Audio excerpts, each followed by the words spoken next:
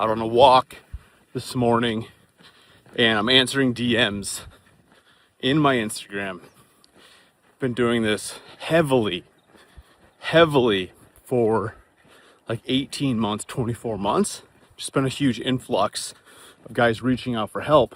And there has been some very committed men over the last 18 months that have gotten it done. But unfortunately, that's not the case for most men.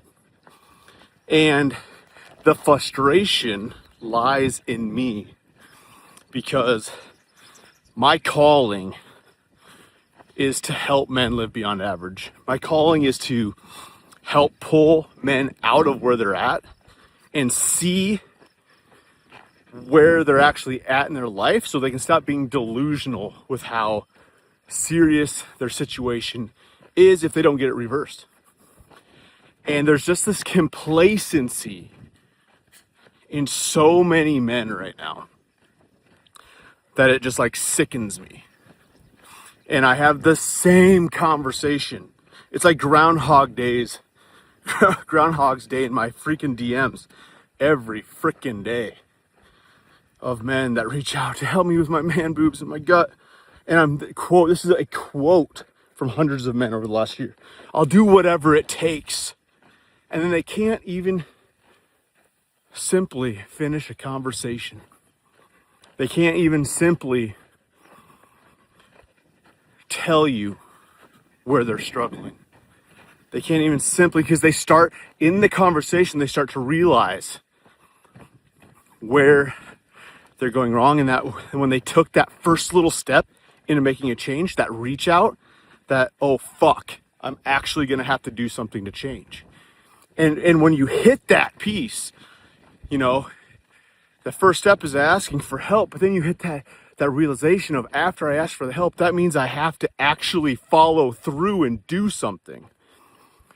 And that follow through is so overwhelming because they start thinking about, oh, now I can't sit on my ass. Now I can't go through the McDonald's drive-through. Now I can't do Taco Bell DoorDash at midnight. And those realizations are harder to cope with than just like making a small change, one small change at a time, so your life changes for the better. The misery of floppy man titties, B and C cup man titties, your tits are probably bigger than your wives. The misery of having that, the embarrassment of not being able to take off your shirt at the pool isn't as painful. They think it is, but it's not as painful as giving up your untrue self, giving up where you're at right now, because where you're at right now is not your true self.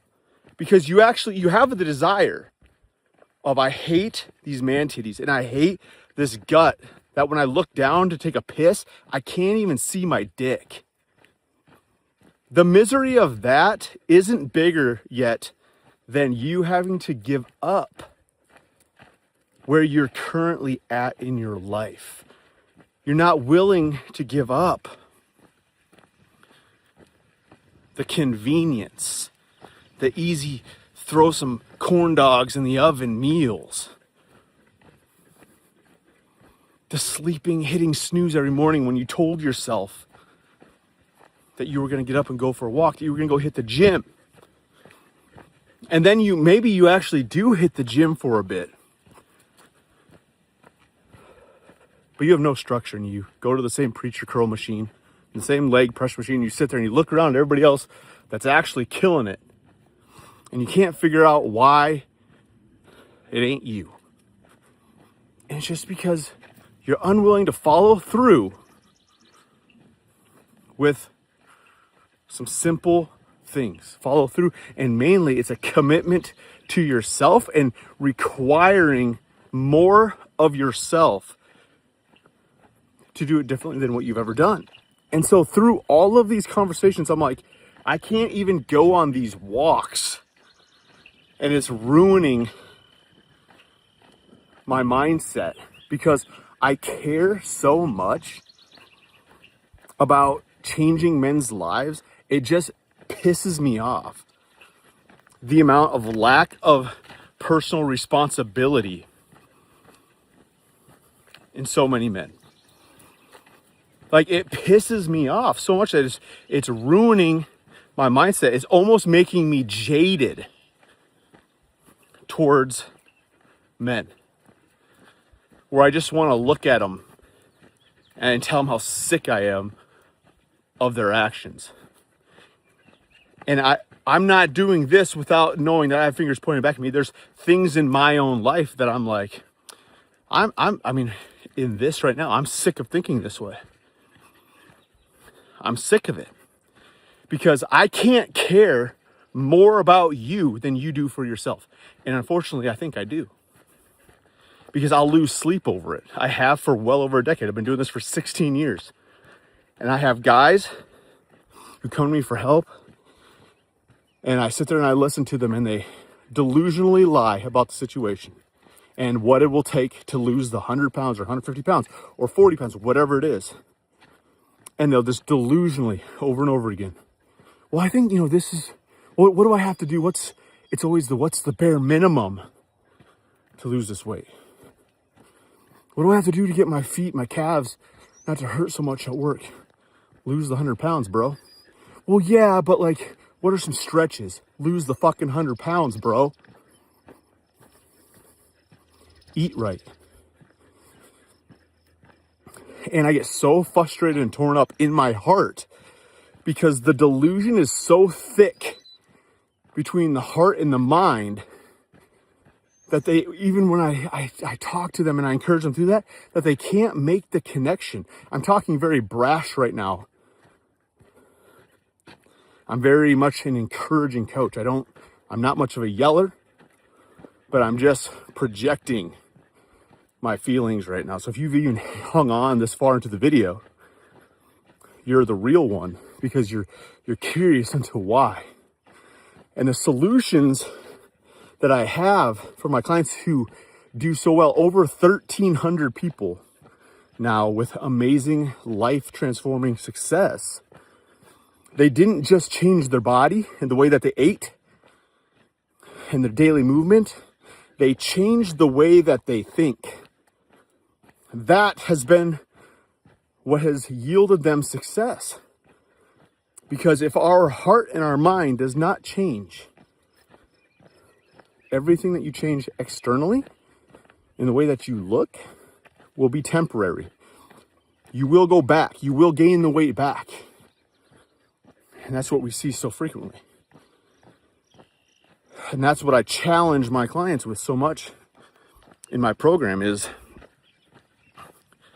helping them walk through the journey and the process so their mind and their heart expands, their consciousness expands, so everything they accomplish along the way is a permanent transformation, not just some little behavioral modifications of, oh, I'm only going to eat meat and I'm going to cut out carbs so I lose this weight. Cool, do it. It never works. Half of you listening know, because you've done it already and you're fat again. And this is just killing me after 16 years of doing this, not to see more people, more men waking up to the fact, and maybe you are awake to it and you still just don't want to do it. Maybe you are awake to the fact that you continually lie to yourself over and over again every day, and you still don't want to do it. It pains me. Know that I'm not over here just pissed at you. I'm pissed at me. That's why I'm making this video. I'm actually pissed at me for caring so much, because I have to carry this burden of my calling. It would be easier for me to throw my phone off of a cliff and never make a piece of content again. I've been making content consistently for 15, 16 years, helping people change their life. It'd be easier for me to smash this thing with a hammer, but I can't. I try. I've tried to quit. I stepped away to work for a corporate company, and even during that time, I was still doing this because I could not quit. Because when a calling's been placed on your life, it doesn't matter Whether you want to do it or not, you keep finding yourself doing it. It doesn't matter. And so there's been an acceptance on my end that it's my burden to carry with you guys. And so the men that are training with me, I'm carrying that burden with them. I'm not just telling them what to do. I'm feeling their frustration and their pain and their setbacks the entire journey that they're on. I want their success as much, probably more, than they do. And I guarantee more than most of them, the ones who quit or never actually do anything. I had a guy who's worked with me for about a year. And he had some really great results at first. And he was not eating enough, very muscular man. I mean, he needs to lose about 50 pounds of fat. And I'm like, brother, we have to fuel your system. We need to eat more. And for 9 straight months, refused to do it. Just refused. But then had the audacity to complain to me how he was stuck and couldn't make progress. But won't listen to somebody who's done it thousands of times for people. Won't listen to the very guy that you're paying because the arrogance is too thick. And this is what I don't understand in men. This is what I have to carry and walk through. And I'm not saying this as a boo-hoo, oh, I feel so sorry for you, Jordan. No, it's literally not what I'm doing. Because it's what I carry. It's what I've accepted. It's my joy of life. It's my joy to suffer in this shit. Because the ones that do fill me up so much, my cup is so overflowing for the ones that change their life that outweighs it. And I also know the process of things of that every conversation I have with the ones who don't do it, that it's a seed planted in them that hopefully somebody else can water. And someday it'll germinate. Somebody else will water. Someday it'll bear leaves and somebody else will water, and someday it'll bear fruit. That's what I have to have faith in to keep the journey going.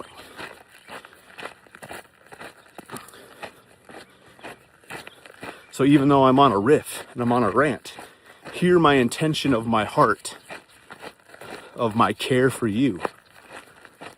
Because you're carrying a burden of where you're not at right now. And I'm carrying a burden of where you're not at right now. Because it's what I carry. It's what I care about. It's what I'm passionate about.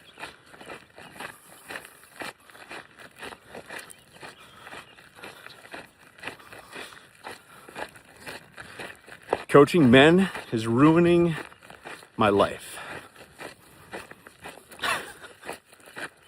Yet, making it flourish. Oh, the paradoxes that we walk in life.